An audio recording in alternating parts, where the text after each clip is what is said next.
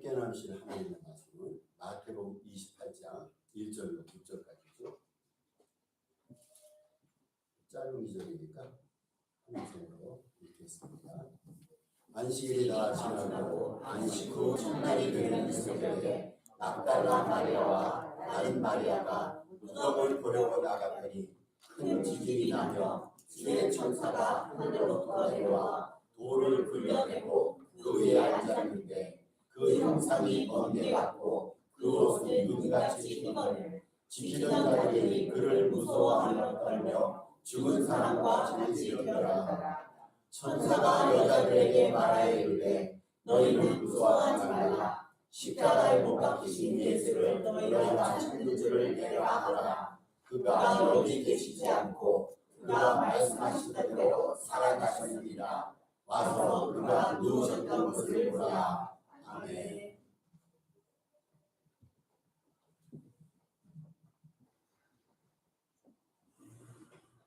오늘은 부활절입니다. 예수 부활의 의미라는 제목을 가지고 함께 말씀을 나누도록 하겠습니다. 편한 마음으로 오늘은 부활절 기쁜 날이니까 마음속에 희락과 평강을 가득 안고서 하나님의 말씀 같이 은혜를 받으시기 바랍니다. 독일 하노버라는 도시가 있어요. 거기 공원 묘지가 있는데 그 공원 묘지에 아주 특이한 비석이 하나 있습니다.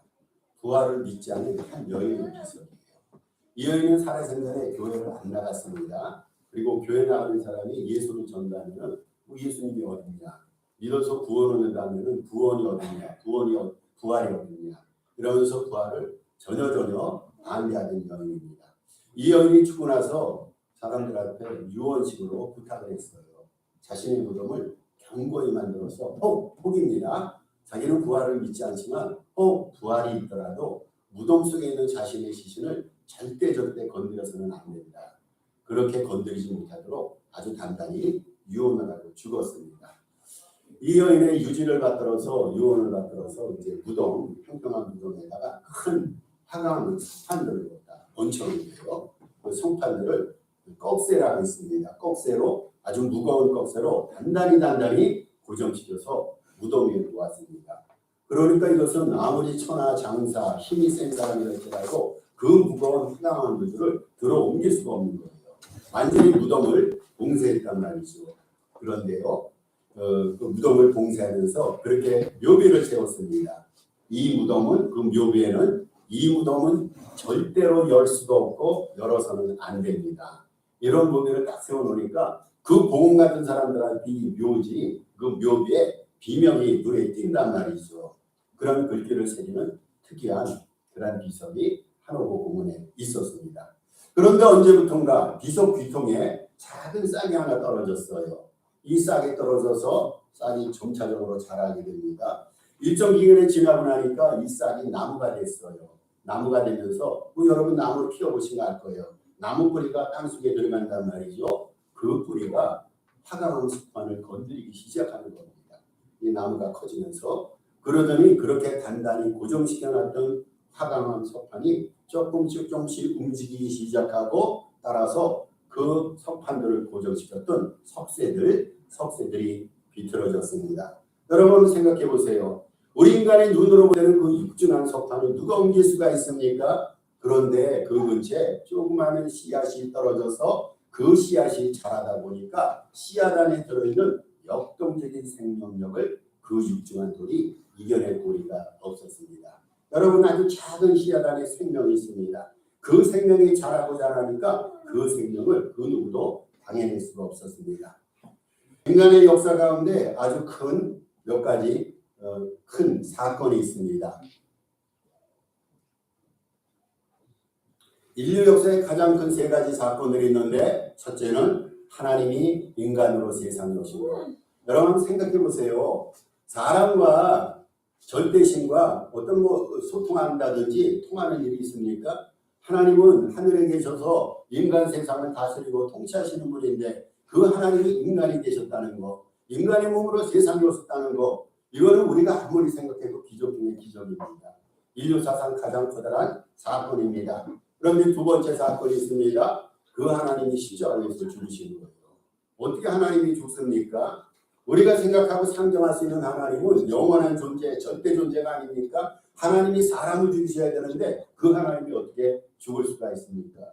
그것도 흉악 범죄들이 처형당하는 십자가를 위해서 하나님이 돌아가셨다는 것. 이거 인간의 상식과 논리로 전혀 설명이 안 됩니다. 그런데 이게 실제 일어났어요. 세 번째 사건이 있어요.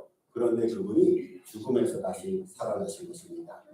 여러분, 하나님께서 인간으로 세상에 오신 것, 이것처럼 커다란 인류의 사건이 어디 있을까요? 그 하나님이 십자가에서 죽으셨어요. 그리고 그분이 죽음에서 다시 살아나셨단 말이죠.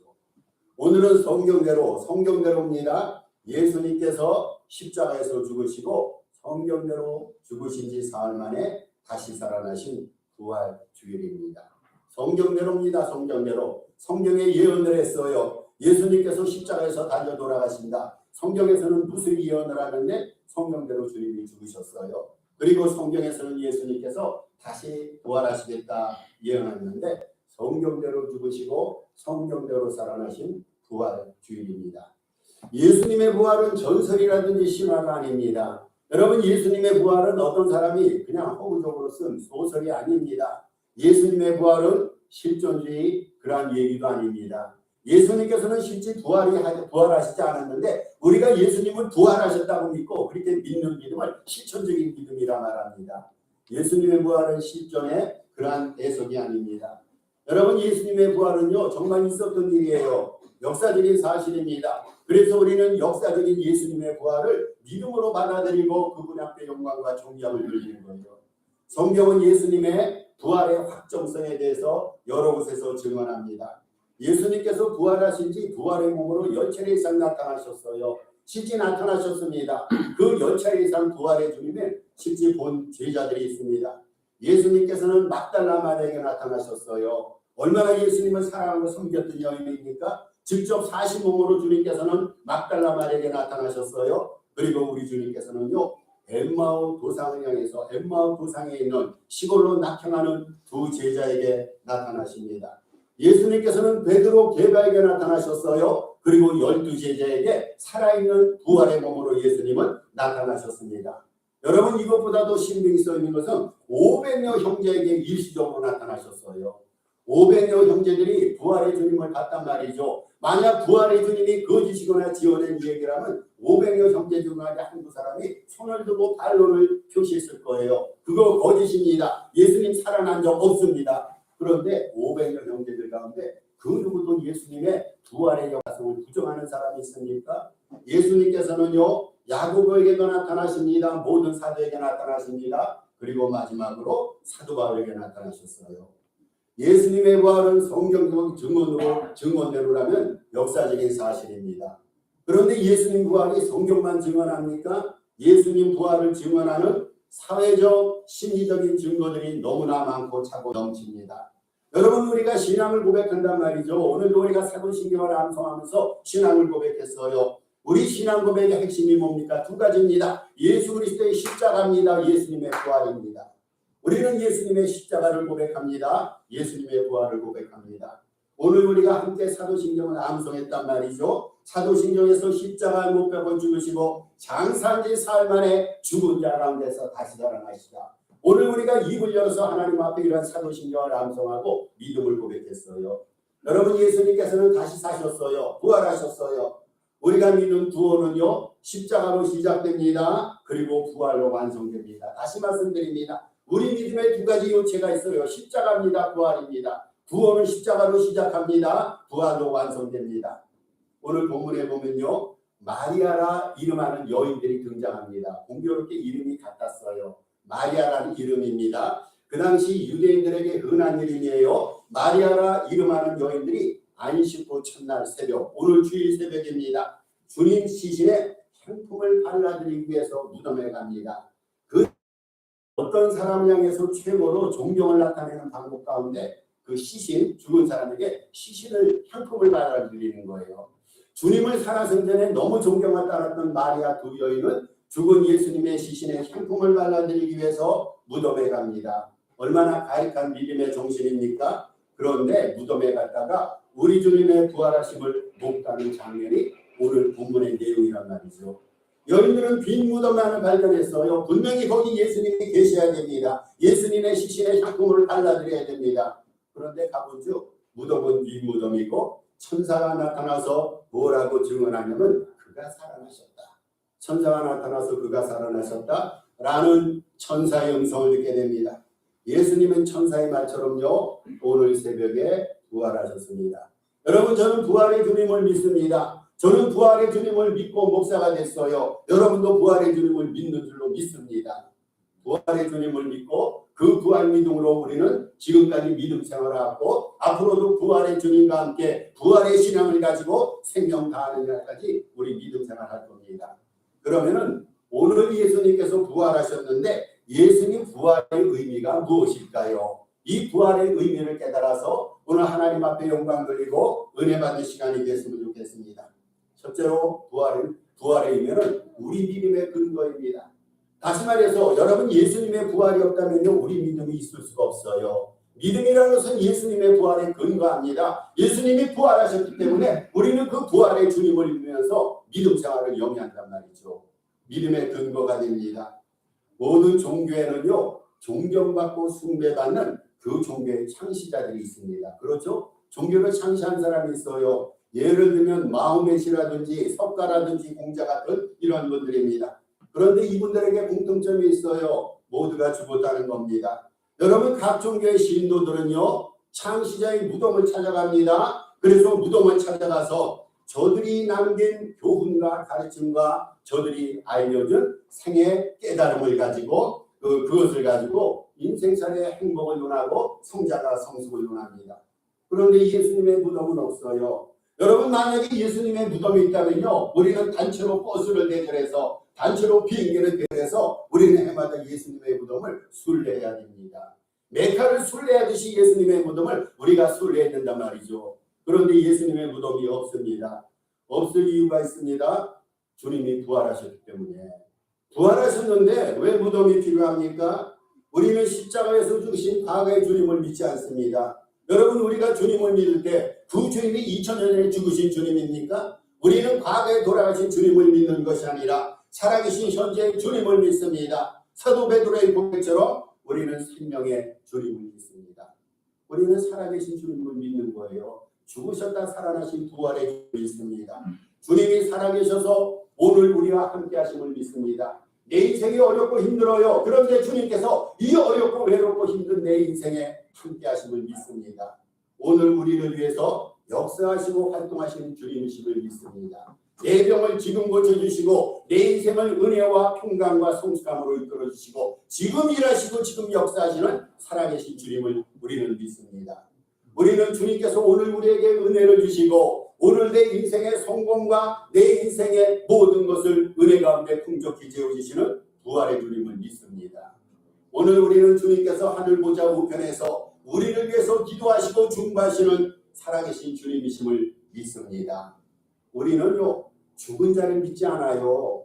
우리는 죽은 자에 대해서는 존경과 경배를 때로는 표현합니다만 믿지 않습니다. 우리는 죽은 자를 믿거나 죽은 자에게 우리의 삶과 인생을 맡기지 않습니다. 존경을 합니다. 그러나 죽은 자에게 우리 인생 전체를 맡기지 않습니다.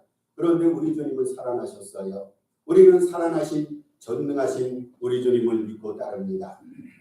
기독교 예수님 부활은요 기독교 신앙의 부록이 아니에요. 신앙 자체입니다. 부활은요 우리 믿음의 절대 근거이고 이유입니다.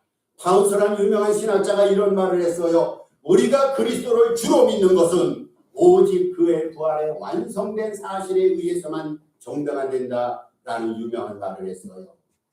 두 번째, 예수님 부활의 의미가 있어요. 성도 부활의 보증입니다. 예수님 부활의 첫 번째이면 우리 믿음의 근거가 되는 거예요. 예수님이 부활하셔서 그 예수님의 부활 바닥에 우리 믿음이 형성이 됐어요. 두 번째로 성도 부활의 보증입니다. 예수님께서 부활하셨다는 것은요 너무너무 감사한 말이에요. 감사하고 기쁜 말인데 우리도 부활한다. 우리 성도들 부활의 보증이 됩니다. 고린도서 15장 20절 그리스도께서 죽은 자 가운데서 다시 살아 잠자는 자들의 첫 열매가 되셨도다. 바울의 고백입니다. 이 기절은요 우리 주님의 부활이 모든 성도들의 부활의 보증이 된다는 의미입니다. 곡물과 과일을 예를 들어 보겠습니다. 곡물과 과일을 키우시고 재배하신 분은 알 거예요. 이제 가을철 수확기가 됐어요. 수확기가 됐을 때 모든 수확물들이 한꺼번에 엽니까? 동시에 열지 않습니다. 첫 열매가 있고 다음에 맺어지는 열매가 있어요. 그 나중에 맺어지는 것도 있고 먼저 맺어지는 것도 있습니다. 열매 맺는 처음과 열매 맺는 마지막 열매의 기간이 제법 긴 과실수도 있습니다. 이것을 비유로 들어서 사도 바울은 예수님께서 부활의 첫 열매, 예수님께서 부활의 가장 첫 번째 열매가 되셨다라고 바울이 증거하고 있어요. 여러분, 그럼 첫 열매 후에는요, 후속 열매가 맺어지는 거예요. 예수님이 첫 열매라면요, 너무 감사하게도 예수님의 뒤를 이어서 두 번째, 세 번째 열매가 맺어진다는 거죠. 그거를 지금 바울이 설명을 하고 있습니다. 첫 열매 후에는 후속 열매가 맺어진 것처럼 우리 성도들이 뒤따라 부활하게 되는데 그때가 예수님 재림때라는 거예요. 예수님이 재림하시면요, 이미 예수님은 부활하셔서 하늘나라에 계시는데 예수님이 언젠가 재림하십니다. 예수님이 재림하실 때는 우리도 그때 부활한다는 거예요. 여러분, 그때가 언제인지 그것은 하나님의 소관입니다. 때와시는 하나님만이 하십니다. 그러나 우리는 예수님의 재림이 있음을 분명히 믿습니다. 예수님의 재림 때 우리도 부활할 것임을 성경은 증언하고 있습니다. 고린도전서 15장 23절, 먼저는 첫 열매인 그리스도시요 다음에는 그가 강림하실 때 그리스도에게 속한다자 말합니다. 그래서 이 구체적인 부활의 순서를 말할 때 첫 번째는 예수님입니다. 그리고 두 번째는 예수님이 다시 오실 때 그에게 붙은 자들입니다. 여러분, 두 번째를 생각해 보세요. 두 번째 예수님이 다시 오실 때 그에게 붙인 자들은 믿는 성도들을 말합니다. 그러면 예수님이 재림하실 때 이미 죽었던 자들이 있어요. 죽었던 자들은 살아나게 됩니다. 그리고 예수님이 재림 때 살아있는 성도들이 있습니다. 살아있는 성도들은요, 몸이 변화돼서 썩지 않을 성처로 변화돼서 들림을 받게 됩니다. 그것이 두 번째라는 거예요. 그리고 마지막 세 번째 부활이 있습니다. 악인과 불신자들도 부활합니다. 이들은 왜 부활합니까? 사실 이 사람들은 부활 안 했으면 좋겠어요. 예수 믿는 사람은 부활해서 잘 살았으면 좋겠는데 예수님께서는 재림하실 때 이 세 번째 부류도 부활을 시킵니다. 그런데 이들이 부활한 이유는요, 주님의 심판대 앞에서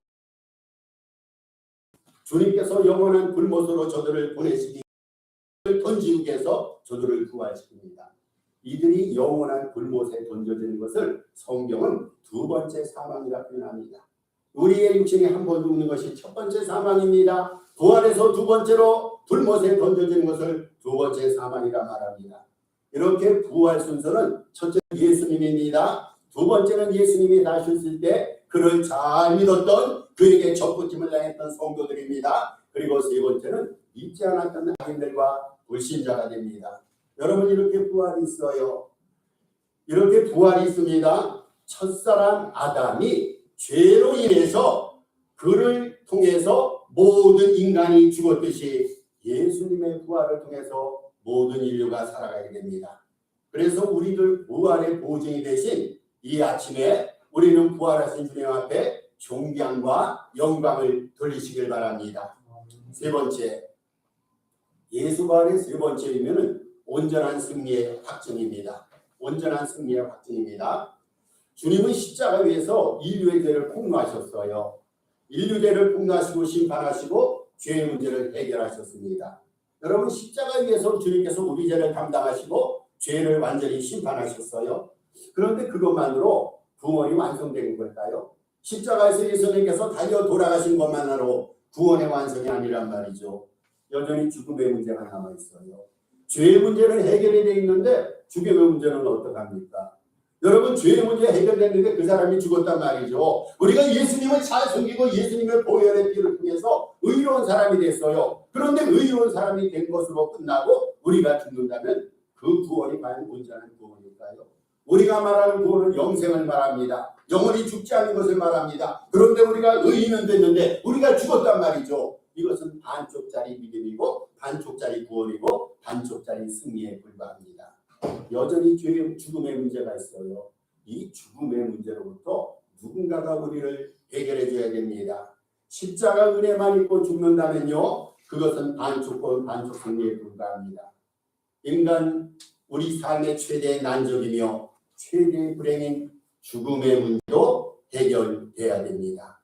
그런데 우리 주님께서 십자가 위에서 죄의 문제를 해결하셨고 부활하심으로 죽음의 문제까지 극복하시고 온전한 승리를 이루셨어요. 그리고 우리들도 그 승리에 동참케 하셨습니다. 여러분, 이것이 완전한 구원이에요. 십자가 위에서 주님께서 우리의 죄 문제를 해결하셨어요. 죄가 우리 인생을 얼마나 힘들고 불행하고 어렵게 만들었습니까? 죄 때문에 인생의 커다란 불행에 봉착했어요. 그런데 죄의 문제를 해결해 주셨어요. 그런데 부활하심으로 죽음의 문제까지 온전한 승리를 이루게 하셨습니다. 우리 주님께서는 우리들도 그 부활의 승리에 동참케 하셨습니다. 그래서 사도 바울이 이렇게 고백을 합니다. 부활을 확신해 가진 사도 바울은 사망아 승리에 사망아 너희 승리가 어디 있냐? 사망아 내가 쏘는 것이 어디 있느냐? 사망이 삼킴받으리라 사도 바울이 고백을 했어요. 부활은요 우리를 온전한 승자로 만들어줍니다. 부활이 없다면요 반쪽 승리예요. 죽음도 이기는데 부활을 통해서 우리가 죽음도 이기지 않습니까? 죽음도 이기는데 고통과 눈물과 아픔과 삶의 상처 등 살아가면서 우리가 어렵고 힘든 날들을 경험하며 살아갑니다. 그런데 죽음도 극복한 부활 믿음이 우리에게 있다면 인생을 살아가면서 이러한 인생을 아프고 힘들게 하는 것들 극복해내지 못할까요? 이겨내지 못할까요? 여러분, 초대교회 성도들을 보세요. 초대교회 성도들은요 예수 믿는다는 이유 때문에 직업을 잃었어요. 못 삽니다. 경제적으로. 직업만 잃습니까? 배척을 당합니다. 심지어는 댄스바디 됩니다. 사형을 당하는 순교적인 환경에 살았어요. 예수 믿는다는 게 이렇게 어려운 일이었어요. 초대교회 시절에는요. 초대교회 성도들은 이것을 감안하면서 순교적인 환경 속에서도 예수님을 잘 믿었어요. 이유가 뭐고 근거가 뭡니까? 오히려 그들은요 순교당하고 환난과 고통당하는 것을 기쁨으로 이기면서 기쁨으로 여기면서 환경을 이겨냈습니다. 그 힘은요 부활의 확신으로 인해서였어요. 서령 땅에서 순교를 당해도요, 서령 땅에서 어렵고 힘들게 살아도요, 죽는 것이 아니라 부활에서 최후 승자가 되는 날이 있음을 확신했습니다. 부활할 건데, 부활하면 하나님과 영생을 얻을 건데, 그때는 더 풍요하고 아름답고 행복한 삶을 누릴 건데, 지상에서 짧은 생을 살아가면서 짧게 당하는 고통과 아픔과 환난과 핍박이 무슨 대수야. 부활의 확신을 가지고 지상에서의 어려움을 극복했습니다. 여러분, 이게 믿음이 아닙니까?